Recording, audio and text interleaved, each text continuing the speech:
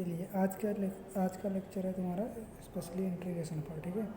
तो इंटीग्रेशन क्या होता है? इंटीग्रेशन मतलब होता है यार समेशन, किसी चीज़ को सम करना, ऐड करना, ठीक है। तो integration is the inverse process of the differentiation, is help to find the functions where the differentiation coefficient is known. The function f(x) is equal to the primary and antiderivative of function f(x). F dash x is equal to f dash x. Since differentiation coefficient as the constant is 0, that is the assumption. ये assumption है कि function f(x) is a primitive या anti derivative of f(x). सही है बात। जबकि differentiation coefficient of a constant function, जब function constant हो मतलब कोई डिजिट्स दिया हो 0 से 9 तक, तो उसका डिफरेंशिएशन 0 होता है। जैसे D D X of F X plus C, तो D D X of F X plus 0 is equal to F X, क्योंकि जी सी जो कांस्टेंट है उसका वैल्यू तो 0 होगा डिफरेंशिएशन के बाद। जस्ट इंटीग्रेट कर दो इसको, integrate of F x with respect to D x is equal to F X plus C. तो where integration notation of integration F X is called integrated, ठीक। और x is the variable integration और c is constant of integration, can take any constant value. तो so f(x) and f(x) plus c both integrate on the same function, for the differential value of c often we integrate of f(x) implies integrate of f(x) is not defined due to the f(x) is the indefinite integrate. Indefinite integrate.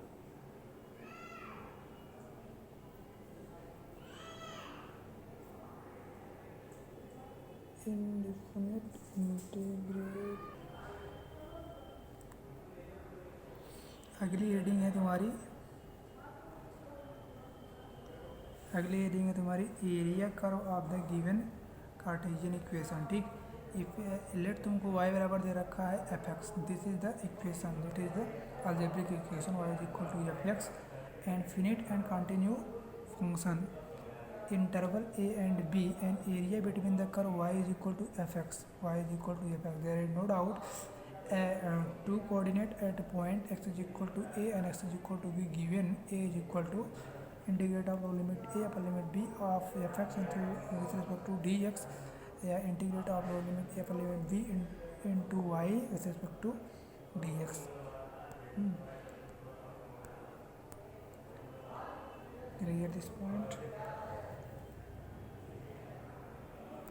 यार यहाँ पर देखो, यहाँ पर अगला में ये मतलब एरिया दिया है between curve x is equal to G X G Y and Y, abscissa y is equal to C and y is equal to G. तो integrate low limit of C and upper limit D into G Y with respect to D Y.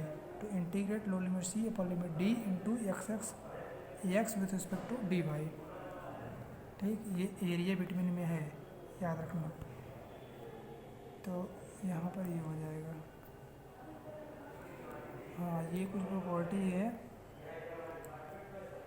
जो property learn होनी चाहिए। मैंने एक lecture में explain किया था, again explain कर रहा हूँ।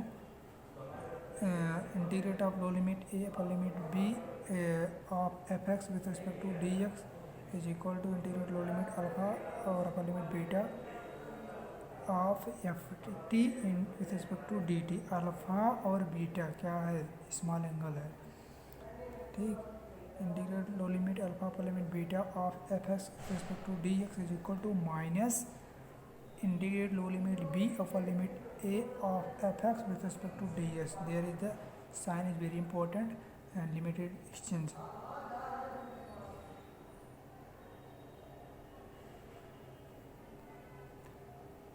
तीसरे फार्मूला में क्या है? इंटीग्रेट लो लिमिट अल्फा पर limit beta of F x with respect to D x is equal to integrate low limit alpha पर limit gamma of F x with respect to D x plus integrate low limit gamma पर limit beta of F x with respect to D x where alpha greater than gamma and gamma greater than beta. Third formula में है limit integrate of low limit alpha पर limit beta f x with respect to dx is equal to integrate low limit alpha upper limit c1 of fx with respect to dx plus integrate low limit c1 upper limit c2 of fx with respect to dx dot dot integrate of low limit c n upper limit b beta of F x with respect to D x, that is the third formula.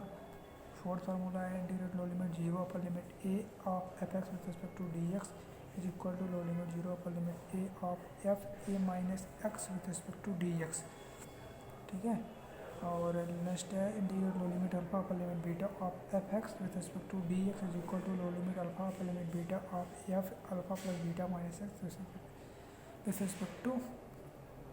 With respect to D x, ठीक।